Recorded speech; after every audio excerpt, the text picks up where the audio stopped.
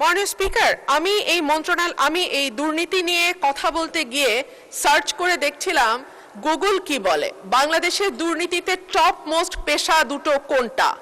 দেখলাম 1 নম্বরে আছে রাজনীতিবিদদের নাম, 2 নম্বরে আছে আমলাদের নাম। আমি দাবি নম্বর 55 উত্থাপনের জন্য মাননীয় প্রধানমন্ত্রীর পক্ষে মাননীয় স্বরাষ্ট্রমন্ত্রী সালাউদ্দিন আহমদকে আহ্বান জানাচ্ছি।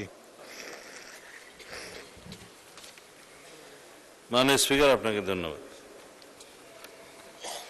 আমি সালাউদ্দিন আহমেদ, স্বরাষ্ট্রমন্ত্রী, মাননীয় প্রধানমন্ত্রী জনাব তারেক রহমানের পক্ষে প্রস্তাব করছি যে দুর্নীতি দমন কমিশন খাতে 2026 সালের 30 জুন তারিখে সমাপ্ত অর্থবছরের প্রয়োজনীয় উন্নয়ন ব্যয় নির্বাহকল্পে মহামান্য রাষ্ট্রপতিকে অনধিক 20 কোটি 79 লক্ষ টাকা মঞ্জুর করা হোক।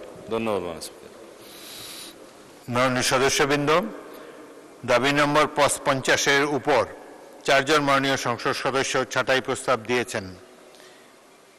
আমি এই 4 জন নোটিশ প্রদানকারী সদস্যদের মধ্য থেকে বিরোধী দল থেকে প্রাপ্ত তালিকা মোতাবেক 2 জনকে ছাঁটাই প্রস্তাব উত্থাপনের জন্য আহ্বান জানাচ্ছি। প্রথমেই বেগম রুমিন ফারহানা, ব্রাহ্মণবাড়িয়া 2, আপনার সময় 3 মিনিট।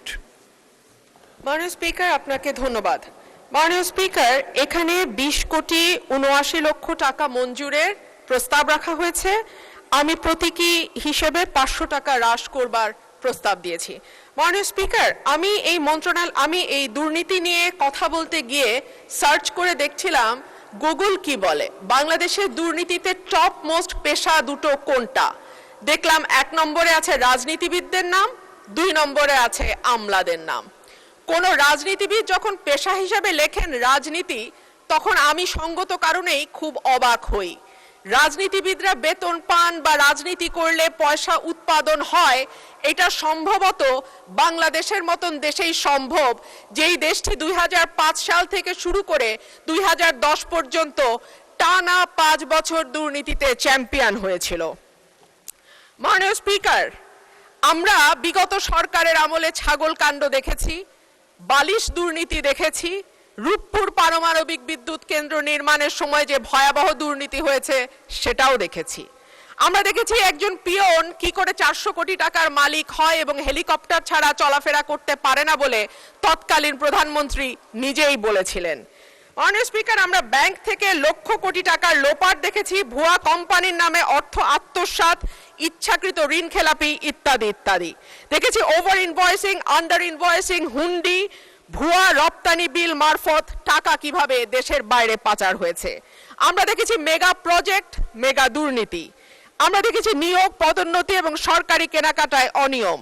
স্বাস্থ্য খাতে মিঠু সিন্ডিকেটের দৌরাত্ম্যের কথাও কম বেশি আমরা জানি। আর সে কারণেই মাননীয় স্পিকার, আমাদের আশা ছিল যে 5ই অগস্টের পরে যখন নতুন বাংলাদেশের কথা হচ্ছে, তখন দুদককে নখদন্তহীন বাঘ থেকে আমরা একটা শক্তিশালী প্রতিষ্ঠানে পরিণত করতে পারবো।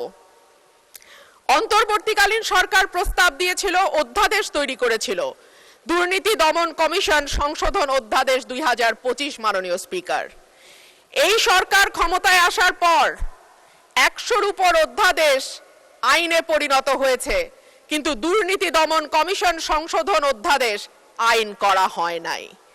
সরকারের নিয়তটা কি তা এই দুর্নীতি দমন কমিশনকে নখদন্তহীন করে রাখবার যেই সংস্কৃতি, সেখান থেকে বের না হওয়ার উদাহরণ দিয়ে স্পষ্ট হয়ে যায় এই সরকার আসলে দুর্নীতি দমন করার ব্যাপারে কতটুকু আন্তরিক।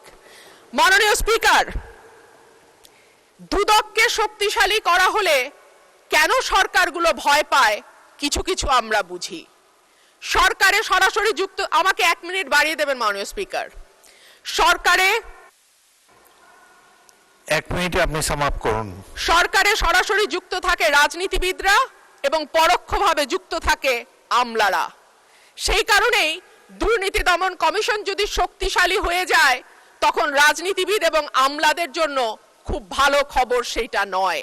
সে কারণেই ঠিক যেভাবে একটার পর একটা ভুয়া নির্বাচনের মাধ্যমে ক্ষমতায় থাকা আওয়ামী লীগ সরকার দুর্নীতি দমন কমিশনকে শক্তিশালী করে নাই, একইভাবে আমরা দেখতে পাচ্ছি অভ্যুত্থান পরবর্তী সরকারও দুর্নীতি দমন কমিশনকে শক্তিশালী করার ব্যাপারে মোটেও আন্তরিক নয়। এমনকি দুর্নীতি দমন কমিশনের 3 জন সদস্য কারা কারা হবেন এটাও সরকার ঠিক করে দেবে। যদিও অধ্যাদেশের মাধ্যমে যেই আইনটি করা হয়েছিল সেখানে বলা ছিল যে প্রেসিডেন্ট দুর্নীতি দমন কমিশনের চেয়ারম্যান নির্বাচন করবেন, বাকি সদস্যদের নির্বাচন করবে স্পিকার। সেটাও সরকারি দলের হাতেই থাকতো, কিন্তু সেইটুকু করবার মতন সাহসও সরকার দেখাতে পারে নাই।